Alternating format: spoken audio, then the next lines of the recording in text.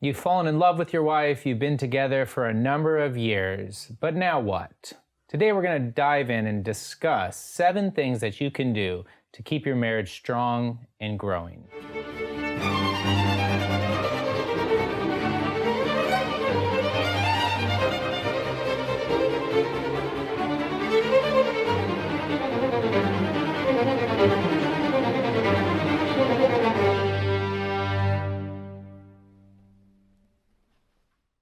Today's handshake or manly virtue is forgiveness. All relationships, no matter how strong, are going to have moments of hurt, misunderstanding, and miscommunication. That means that forgiveness is absolutely essential for any relationship. So as men, we need to cultivate forgiveness and practice it on a regular basis. Not only giving it, but also asking for it when we've done wrong. Hey everyone, thanks so much for joining us on another episode of The Catholic Gentleman. We are your hosts, Sam Guzman and John Heinen. We're grateful that you are here. If this is your first time or you've been here a couple times, we'd appreciate it if you click subscribe. If you're listening to us on a podcast player, please consider writing us a review and sharing it with your friends. This grassroots marketing really helps us grow and reach more men like you. And finally, it doesn't come cheap to do these episodes and to do this stuff for the Catholic Gentleman. We want to continue to provide it. And so if you are discerning and it's in your heart to give to help support the Catholic Gentleman, we would be very grateful. Head over to patreon.com/the Catholic Gentleman and discern which tier fits your budget, from $5, $10, $25, etc. And we want to take a moment and thank all of our current sponsors that make this possible. Talking about marriage, one of the favorite things that Sam and I have in our lives, right? We're both happily married men. I know that I discerned the priesthood for a number of years, and then discerned with my girlfriend that I was courting at the time, now my wife, that marriage was indeed my preference and God's vocation for me. And then I was also blessed with my wife to just kind of have a knowing that she was the one God had chosen me to be with for the rest of my life. And that has never changed. I've been so incredibly blessed to have that experience. Now, does that mean that our marriage has not had its ups and lots of downs? Certainly not. But I'm going to look forward to talking with you, Sam, about what we can be doing to keep our marriages strong. Yeah, I was on social media the other day, and I saw there was a young couple that had just gotten together, and they were very excited about each other and in love with each other, and they were sharing their joy on Valentine's Day. You know, how happy they were to be together, and someone in the comments said, "That's great now, you know, the first year is always the easiest, but just give it 5 or 10 years and see how you're doing then." Yeah. You know? Just kind of a bitter, resentful comment, trying to, you know, just aside from the kind of the cruelty of trying to steal that young couple's joy, it was just a very cynical approach to marriage and to the fact that marriage, at 5, 10 years in, that love's going to be gone, you know, and that doesn't have to be the case. We've both been married for over a decade, and we can attest that, yes, marriage can be difficult, but that love doesn't have to die. So I think it's really important that we talk about ways to keep your marriage strong, because marriage is hard. And I think every successful marriage is a miracle of grace. Amen. And I'm not just exaggerating. I really believe that marriage is difficult.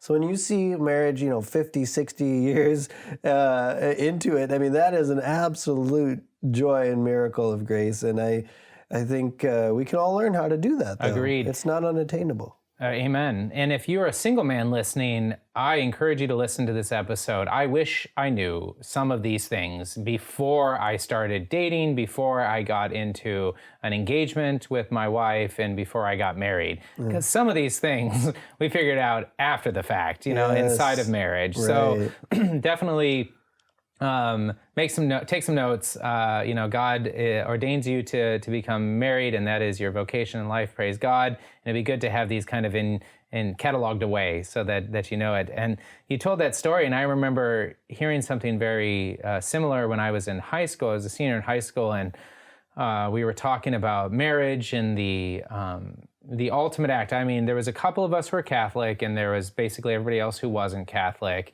And the few of us who were Catholic were really talking about the permanency of marriage, right? And the sacramentality of marriage. And in our, 18-year-old selves that frankly didn't have experience or really have a depth of knowledge, but we understood the base level of what the church taught. And I remember the teacher was overhearing it, and she walked over and said, "You guys are all ignorant, and you don't know what you're talking about. And when you get older and you've been married for, 20 years, horrible things happen." And I was just like shocked. And I'm like, what? Like, there's a certain projection there. But as Sam was saying, there is a lot of strife and difficulties. And my wife and I have been through so much, and we have been at odds with each other so many times.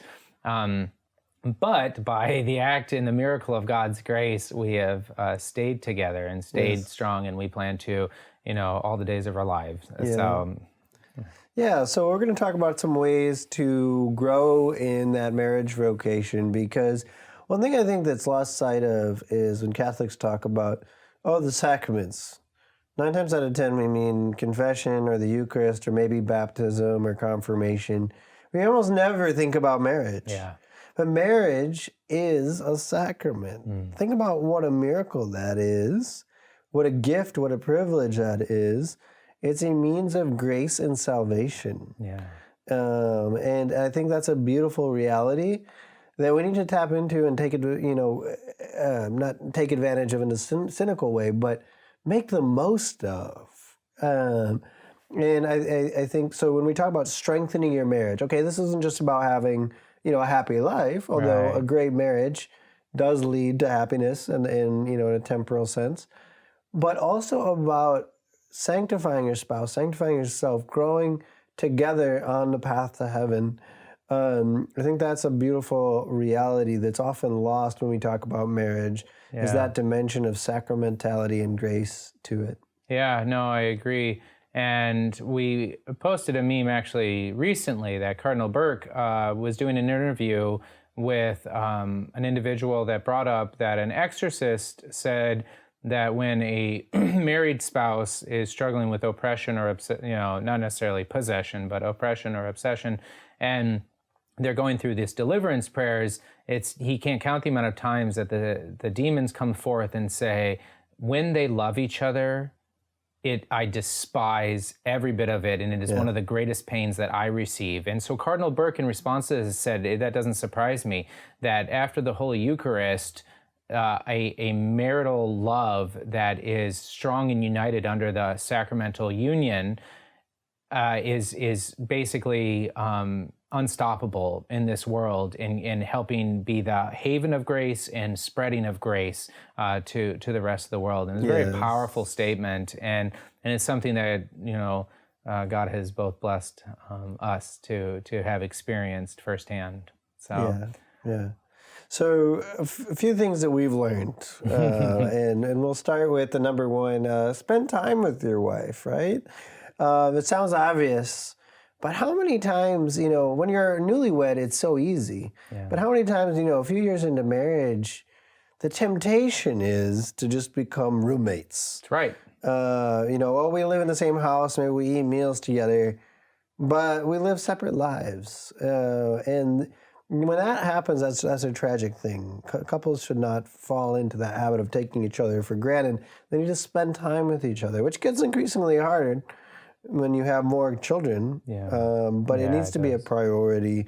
So what are some ways that we can spend some time with each other? Yeah, I think that's a great point. And you often sit there and you realize that, I know her life story. She knows my life story, right? We've told these stories so many different times, and it becomes a more rare moment when your wife looks at you and says, "Did I ever tell you the time?" And you're like, "No, you haven't," right? That becomes fewer and farther between.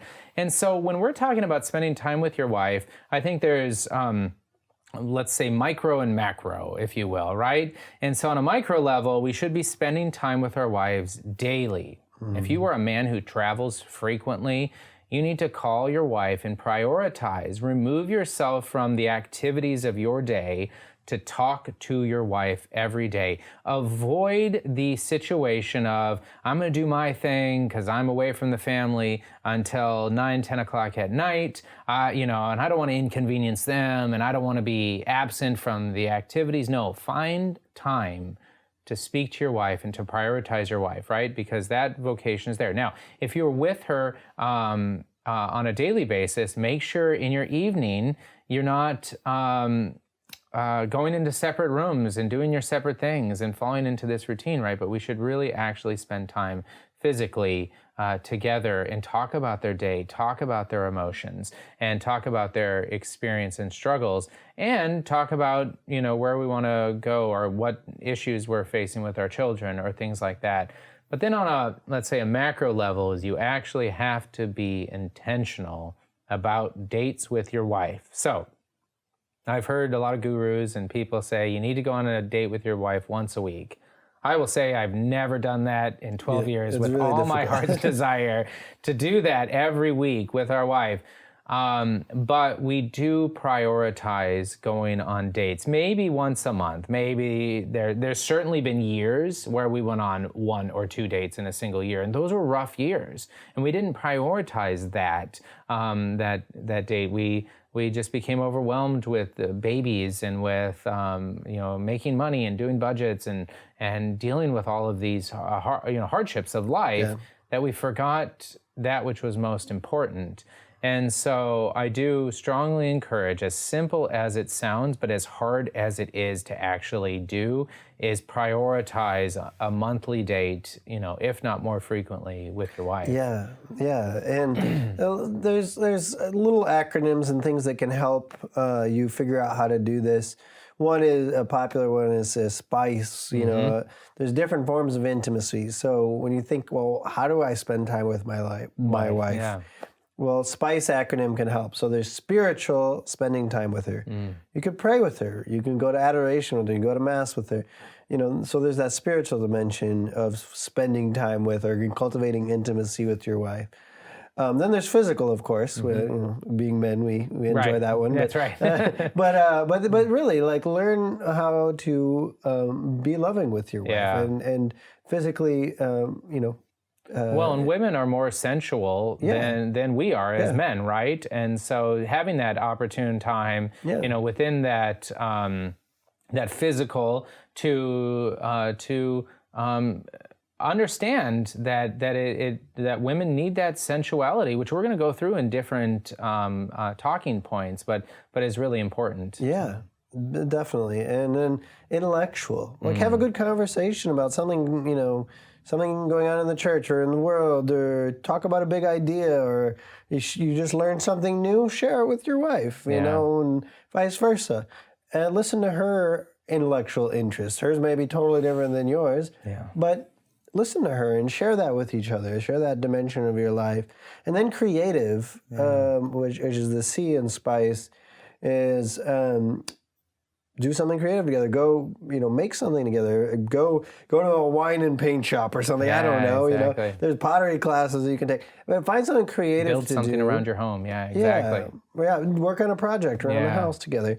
And then the last one is emotional intimacy. So you're upset about something, share that with your wife. Listen to her concerns. Or if you're joyful or excited about something, share that with your wife as well. Share your emotional life with your wife. If you're just sitting in the same room together and you're not connecting in any of those 5 ways, then your marriage is going to suffer. It just is. So true.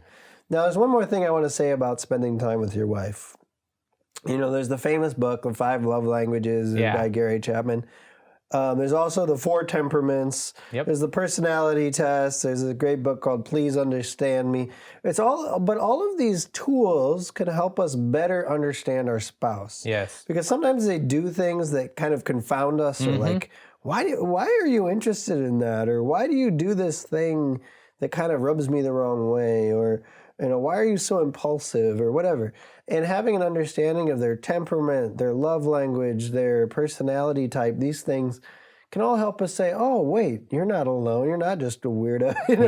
Like you actually there's a reason for what you do. And vice versa, they can do that for you. And growing in understanding can help you maximize your time together. Yeah. So if your spouse's love language is acts of service, but you keep buying them gifts, Yeah. they're not gonna feel loved. Yeah. But if you spend time with them, or take out the trash for them, or do the dishes for them, then you're going to feel that connection at a much deeper level. So just a few suggestions. I think those are great. And I think I'm going to call out men who are married and who have fallen into a date night that's the exact same thing, right? That's why Spice can be so helpful, is because it can help us think outside the box, Yes. right? Because we are creatures of habit. And so maybe we go to dinner, watch a movie, and maybe experience some sensual or sexual, physical attraction, in the evening. And but it's just that same thing, and we do that every month. That can get boring really fast, and more so for a female than a male. But the point being is that it's easy for us, so we kind of rest on that we're just going to do this again. Yeah. I don't have to think about it. I don't have to be intentional about it. And I think why these SPICE or these different acronyms or things like that about spending time, why they're so helpful, is because women need us to take a leadership role. Yes. And one that is not lazy and boring and uninteresting, but one that is really passionate and really committed to spending time with her, meaningful time with our wives. You say, oh, I don't know how to do that. Well, you figured it out when you were dating her. That's right. So just keep doing that. Amen. Keep figuring out what she likes and doing that. It's really that simple in some ways. And of course, there's always levels where we can develop but learn your wife, learn what she likes, and then woo her, continue to win her heart. Agreed. And so that was our first one, and we're going to kind of come back to Spice in different ways, shape, or forms, but we're gonna kind of call out important aspects. So that's the first one. The second one that we want to remind men is that when you were courting your wife, she was on a journey with you. And that journey doesn't stop when you say I do and you've come back from the honeymoon 3 months later. It does not find an end date, but we often allow it to have one, right? Yeah. That we have forgotten the adventure that we are on in life with our wives, right? And we have we have kids now, we have, a budget together, we have a future of where we want to be in 5 years. There is an adventure to life that is always presenting itself with new experiences and new opportunities, and you do it with your wife, not separate from her. And a woman wants to be on that adventure with us, but it's so easy, and I know this, I'm speaking from the heart here, where we'll go through 4 years, 5 years of both forgetting what the adventure is that we are on together, right? Yeah. And we still love each other, but we've lost that sense of excitement and that sense of adventure and camaraderie that we have, or at least we reached a plateau, and we've failed to move it forward or move it ahead. And maybe it could be as easy as reading something from Christopher West, or maybe it's easy as reading something from Purity, the book by Dietrich von Hildebrand, or The Nature of Love, and doing that together helps all of a sudden excite within us this reminder of this incredible gift that God has given us in the sacramentality of our marriage that we are still on. So remember that your wife is on a journey with you. You're not pulling her along. She's not, you're not leaving her behind because you've got your own path that you're charting, but you guys are together. And the decisions you make each day will affect your wife because of that one union that we're in, and we're in this together, and we need to remember that and be reminded of that as men. Yeah, absolutely. I think we can fall prey to the honeymoon mentality sometimes, where we think that adventure might look like vacations or, big exciting things. But paying the bills or raising kids, that gets in the way of real life, but no, the adventure of life oftentimes is that monotony, is that day in and day out struggle sometimes. I joke that I have a Chesterton quote for everything, but he talks about how an adventure is an inconvenience rightly considered. That's right. And life can often be filled with inconveniences and challenges and struggles. Well, that's where the adventure is. Just learn to find that adventure in those moments, and your marriage will benefit. Yeah, I couldn't agree more. I liked exactly what you said, because I found it not uncommon in myself and in my friends where you think about the next honeymoon, right? It's like, oh, do you remember the honeymoon, right? Oh, how great that was. Too bad we can't go on another honeymoon or something like that, right? Even within the conversation of your wife, but we don't look to the past with any sort of sadness or pining, right? The adventure is now, and we're still on it. So I completely agree. Yeah, absolutely. Well, and a third way to strengthen your marriage is realize that while your marriage is incredibly important, your wife still needs time to herself, especially if she's a stay-at-home mom like our wives are, and she's surrounded by little people all day long. Sometimes women get overwhelmed, they need a break. So let them go out with a friend, let them go on a retreat, help them find time away. Yeah, I agree. And I think appreciating that aspect of your marriage is so important, right? We've talked about it in another episode of understanding where your wife is spiritually. And that doesn't mean farther ahead or further behind, whatever the case might be, your life spiritually, but how God is connecting and talking to her, right? He is her father, and we have been blessed with this gift. And so respecting that in your wife, and maybe it is that your wife needs a retreat, like you were saying. Maybe it is that your wife needs, I know that my wife and I have talked, kind of in the four thoughts of stuff like that, of having a pustinia, right, in our house, right? So pustinia is like basically a shed with a table, a nightstand, bread and water, and a Bible in it, and you go live there for 24 hours, and it's just about finding that time away.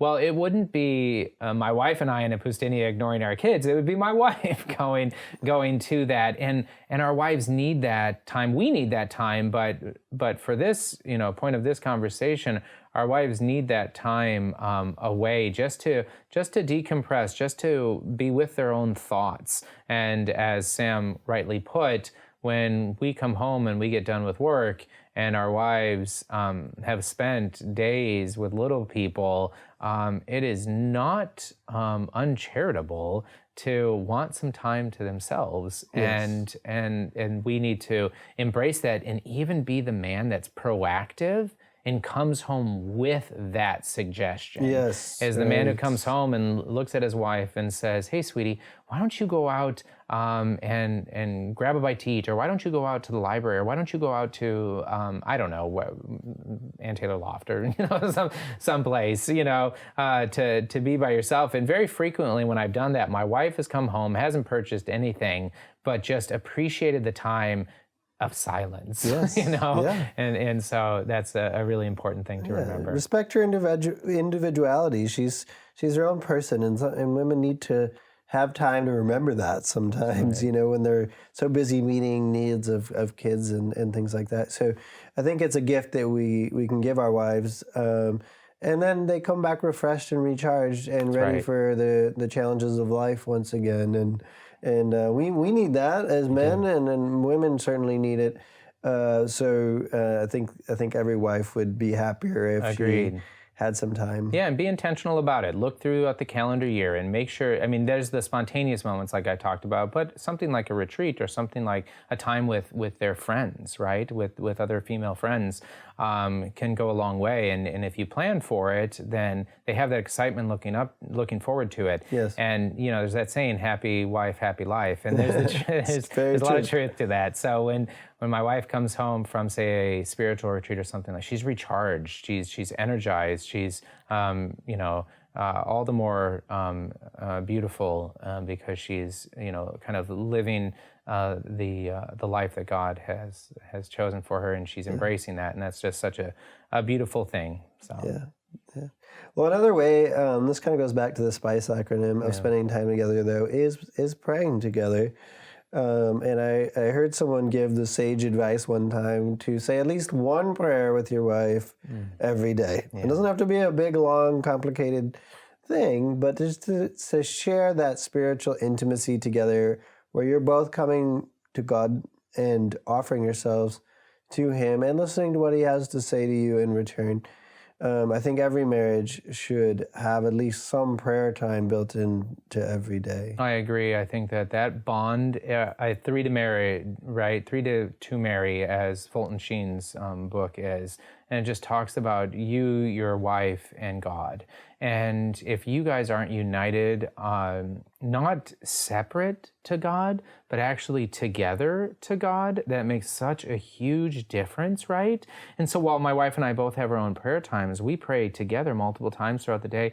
And that's so important because I hear things of my wife's heart in our prayers that I didn't realize were really burdening her. Yeah. And those are opportunities for me to turn that over to prayer and to offer up sacrifices throughout my day, maybe the next couple of days, realizing my wife is struggling with this thing. So these are just some possibilities that happen when praying together. But if you're not prioritizing praying together, or your Amanda doesn't realize that that's of utmost importance, then you're missing a pillar of a good marriage. So. Yeah, and I want to acknowledge too that it can be a little scary for guys to take on that leadership role. I mean, there's a certain vulnerability in praying to God with your wife present there, making your inmost thoughts, verbalizing them and things like that. And guys often shy away from that. They shy away from that vulnerability. They don't like to express those feelings. It becomes much easier for women to articulate some of those inner life of the soul that's happening. But for men, it can be kind of a struggle. But again, like you're talking about, there's a certain intimacy that comes there where you see into your wife's heart and she sees into yours, and there's a growing together in that process. So kind of embrace the discomfort a little bit and push through that, and it will strengthen your marriage. I like what you're saying because it brought me to some practical, so we're talking a lot of high-level necessities, pillars for a marriage, but practically speaking within marriage and these sort of prayer times is also knowing when it's appropriate to pray, when not, because I can also say, and this I've heard from a number of my friends, is that basically when their wife is struggling, anxious, stressed, depressed, or even angry, right? They're having this tension within their marriage that they want to spiritualize the situation. Yes. They don't know that, and we're not actually actively thinking, I'm going to spiritualize this. No, but we think, I don't know what to do in this situation, so let's just turn this over to prayer.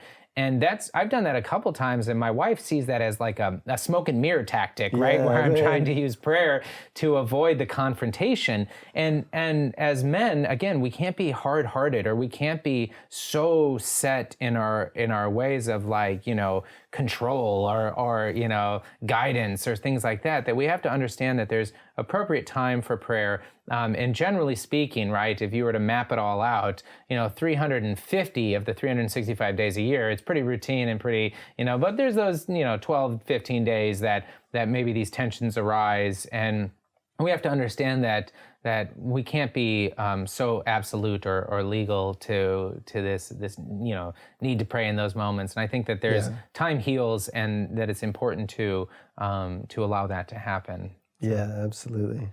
Awesome. So another one that we like to talk about, and how important this one is generosity towards your wife. Mm-hmm. And so when we think of generosity towards your wife, it means everything. And it also means when she doesn't expect it, because our wives go through so much. And it's not just being a mother, but they go through so much of their own internal struggles and their own, I know, feelings of inadequacy or feelings of lack of accomplishment, right, in life. Like maybe you have a wife that worked really hard to get some great degrees, and maybe before you met her, she was on a career path to excel and to do really well, but then she knowingly and willingly discerned wanting to stay home with kids when you started having children, and but she still has those feelings of what if, right? And we all can get tempted by that in our lives. But being thankful to your wife for the amount that she does for you in your life, for the amount that she's doing in her life, for the everything from whatever it might be, laundry to cooking a meal to cleaning up a dining room, right? So, and that's one right there, is that cleaning doesn't really affect my attitude in a negative way, meaning disorderliness doesn't really affect my attitude, but it does my wife. And when my wife goes and she cleans something up, I can see, oh wow, this brings me a little bit more peace, you know? I wasn't really struggling with it like she was, but it's important not to think of yourself and your own emotions first, but it's important to put your wife first. What is love, right? But willing the good of the other. That's right. And that's what we're doing in this, is that that being thankful to our wife is one way that we can show her that we love her. Yeah, absolutely. She needs to know that she's appreciated. I think one of the most hurtful things to a wife is to know that all of the things that she does for the family are completely unappreciated. And I know that hurts my wife a lot. So express that to her, verbalize that. Maybe write her a note. I mean, I know wives are very happy to get a card from their husband because a lot of times guys can just be unthinking. It's not that we don't care or we don't love her. We just don't think to express it. Maybe we even think to ourselves, thank you. You know, I'm so glad she does this stuff for me. Well, and then you completely forget to express that to her. And so she feels very appreciated and loved when that's the case. One other thing, too, is, as we kind of were hinting at earlier, don't let the spontaneous acts of love die. Yeah. I think this is an important part of generosity, that when you are dating, you know, you see a pretty necklace. Oh, I want to get this for my fiance or my girlfriend or whatever, just to let her know that she matters to me. Or I'm going to buy her some flowers, and then on our next date, I'm going to show up with some flowers. Again, why does that kind of stuff have to stop? You're at the grocery store, see a beautiful bouquet, why not get it for your wife just because? Like, there doesn't have to be a reason, just because you love her, you know, and those little acts of kindness. And again, know her love language, know what she appreciates most, but shower her with those little gifts. And don't use it as a substitute for other areas of intimacy, but it really does make a wife feel loved and appreciated.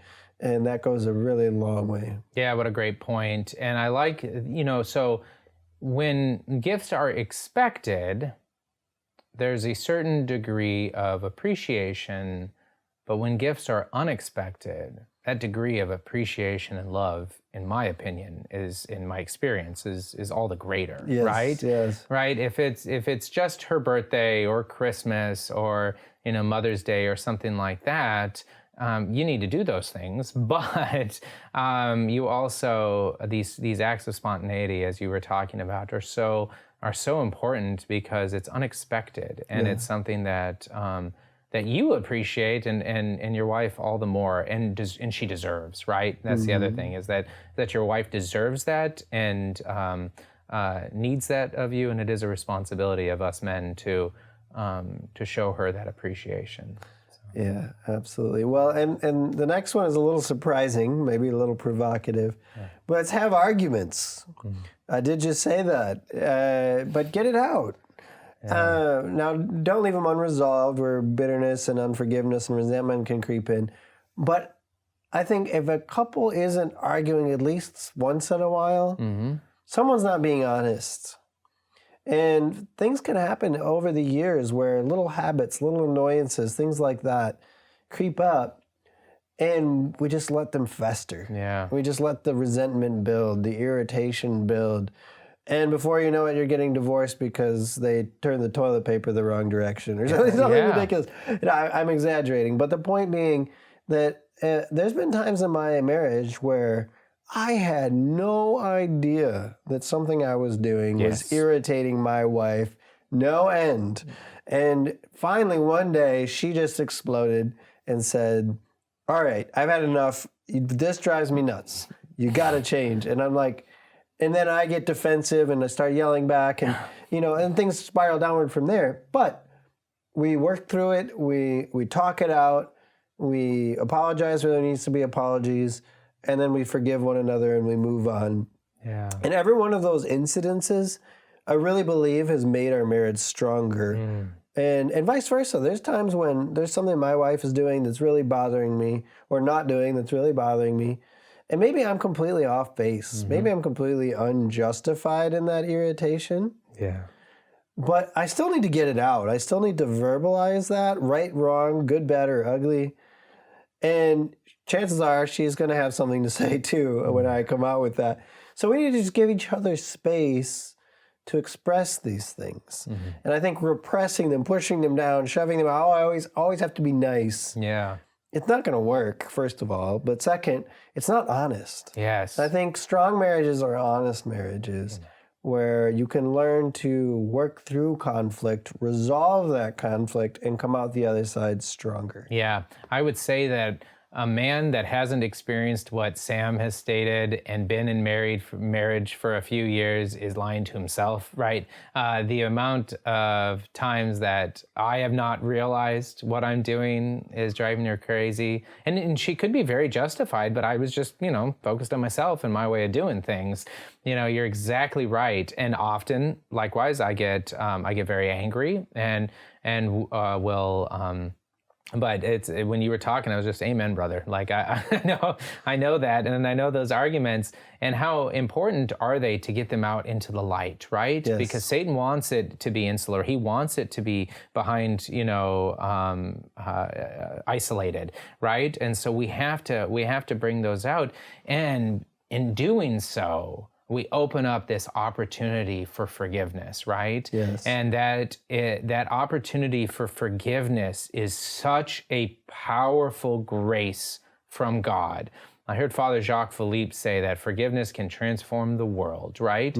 If we are forgiving our world leaders, if we're forgiving individuals that are, maybe in another continent even, that are doing awful things or something like that, if we can forgive them and pray for them, but right here in marriage is the perfect opportunity for this grace in action, is within your marriage to seek forgiveness. And I really can't think of a time where my wife and I haven't gotten into an argument and both of us have needed to ask for forgiveness and forgive each other. And then not just some sort of proverbial go through the notions, but actually discuss, I'm really sorry about that. I realized how I responded was uncharitable, was unjust. You don't deserve that. And I don't want that to happen again. So let's pray about that together. Or you as a man, right, take that to yourself, take that to heart and fast, for that growth and virtue. But the opportunities for forgiveness and the power of forgiveness is you can't calculate. Yeah, absolutely. I mean, I think men fear asking for forgiveness because it feels vulnerable, it feels weak, But the more vulnerable you become, the more courage it takes to be vulnerable. So I really feel like this is a practice. We have to screw up our courage, examine our hearts. And like you said, 99% of the time, there's something that you can apologize for. I'm not saying, don't lie, don't make up something to apologize for. But truth be told, we often overreact. Even in our reaction when we're called out on something, we usually sin in some way. So there's always something that you can tell your wife, I'm sorry for, and maybe lead the way in that. Maybe she's in defense mode, but you're the first one to take that step of vulnerability and say, you know what, I was wrong. Or I reacted wrong, even if I wasn't in the wrong originally. So I think there's something powerful about that. How, the disciples said, How many times are we supposed to forgive Jesus? 7 times? Because that's an awful lot. Jesus is like, no, 70 times 7, which in Jewish times basically meant infinity. And no marriage. When you're living in radical proximity to someone day in and day out, you're going to need a lot of forgiveness. You're going to have to extend forgiveness, and you're going to have to ask for it on a regular basis. So make it a habit. That's right, exactly. And so God called us in this vocation as our pathway to heaven. Yeah. Christ suffered, we will suffer. Marriages struggle and suffer, but doing it together with God is the chosen path for us to heaven. And that shouldn't ever be forgotten, right? Because a good marriage, a marriage that is built on these pillars and these foundations, will indeed be a witness to the rest of the world, be a haven of grace for ourselves, for our children, and for those who we come in contact with. But you have to be working towards these things nonstop. So that is 6 of the 7 ways. And the final 7th way that we like to talk about is really kind of the home in itself, right? The home structure. And that's order in your home. That's also roles and responsibilities that are defined within your home can be really helpful. So talking about roles and responsibilities, these change. I'll start by saying that, right? It could be that what you guys discerned when you had 1 child is very different than what you discern when you have 3, 4, 5, or 6 children, right? Or more. And the point being is that having these conversations really open up for a certain degree of freedom. Because like within my house, I know that I am going to be making sure that I take the garbage out, that I bring the recycling bin down, that I do the outside yard on a regular basis so that our neighbors aren't looking at us and being, when are they gonna mow? These are my responsibilities. And when these sort of things happen, or I forget taking the garbage out, which has happened, I apologize, for that, because then my wife sees all this garbage built up and then she gets frustrated and she doesn't want to blame me, but really that's a conversation that we had and it was my responsibility. But also vice versa for women and for wives, right, is having those responsibilities clearly defined, from who's going to do the budget, who's going to, do the meal planning, who's going to do gifts for relatives. Oh my goodness, if it weren't for my wife, my relatives would truly just think I'm a horrible person. My wife remembers the gifts for all of our nieces and nephews and individuals in our family like clockwork, and I'm so incredibly blessed to have that because I don't, within our roles and responsibility, have to worry about that, because I know she's taking care of it, and that's such a huge blessing for me. But again, forgiveness comes into it, so if something slips or falls off, I'm not chastising her. I'm just still grateful that she's taking care of 99% of all of these situations, because if it was left up to me, I guarantee it'd be worse. And so that's so important to define within a marriage. Yeah, it's just good teamwork. You think about it in the business world, everyone has their role in the company, and if you're doing someone else's job, things aren't going to go well. So know your responsibilities. I think, for me, an example was, for a long time, my wife did the bills just because she thought, or she was, I should say, much more capable in that department, much more organized, much more disciplined, things like that. And it went well for a while. But then we had a certain number of kids, and it was just too much for her. It was causing her too much stress, too much anxiety. And I said, I'm going to take that role on. And I've been doing it ever since, and I've been carrying that burden. And I'm very happy to do that. And I've grown personally having to do that responsibility. So it's just really good, I think, to have those different roles. Now, I will say these are just 7 of the ways. They're not even the top 7 ways. Sure. There's hundreds of ways to strengthen your marriage and build up your wife and keep that connection strong. But again, why does it matter? Because this is something that will have a generational impact. Yeah. Parents that have marriages that are terrible, their children inevitably suffer. Yeah. And that suffering can maybe be passed on to a future generation. There's a verse in the Bible, I believe it's in Deuteronomy, where it says, the sins of the father will be visited on the children to 7 generations.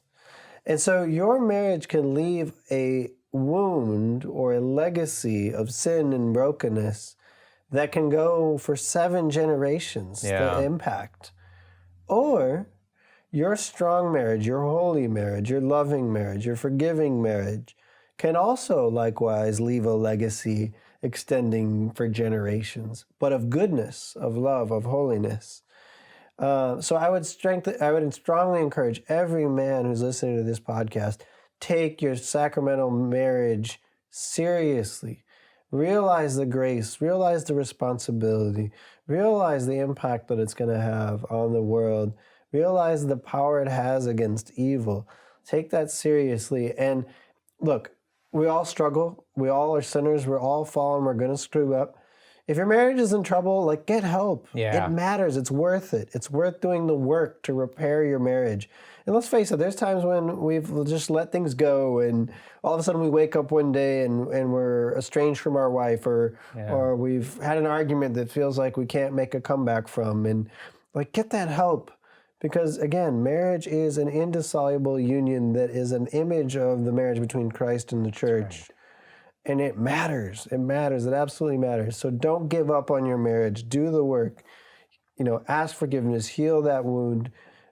Because it can have a generational impact. Yeah, exactly. And so we're not jumping deep into the theological roots and depths of marriage. We're talking about practical things that men can do. And what a great opportunity we have, right? To be that example, to be that lead, right? And we can talk about Scripture, and we can talk about we are the heads of our family, right? Yeah. This is a responsibility that we have, but we are not dictators. We are on a journey with our wives. We have to communicate with them. We have to pray with them. We have to be proactive and intentional. And frankly, if you're not willing to do those things, then you need to be more self-reflective and working on your own, growth in these areas. And so. Yeah.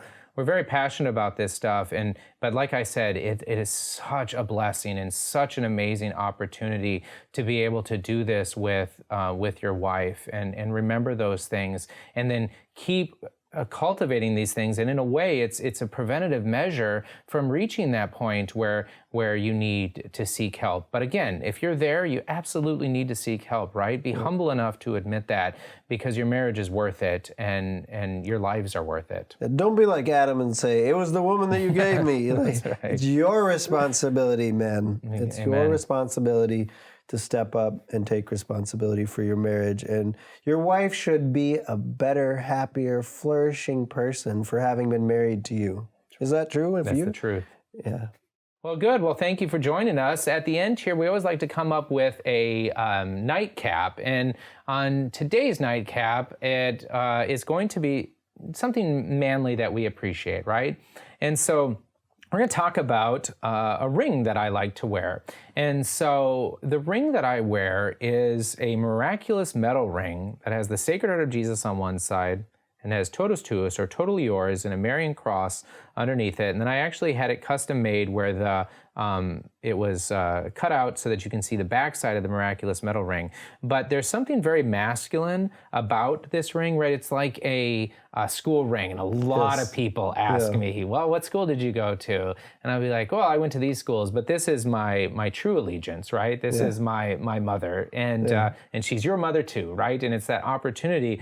But I wear this miraculous metal ring in union actually with my wife. She has a very feminine one that she wears, and we wear it as a sign of our consecration to Our Lady that we did both in our marriage, and then we reconsecrate yearly throughout our marriage. So it is something I was never a big ring guy, but I certainly feel naked when I don't have this one on. And it's something that I appreciate, and it's been a great opportunity for evangelization. And honestly, us as men, we need these reminders. And so it's been a reminder of my consecration and my total willful slavery to Our Lady. Well, that's wonderful. Well, we hope you've enjoyed today's episode and benefited from it. And as we like to end every episode, be a man, be a saint.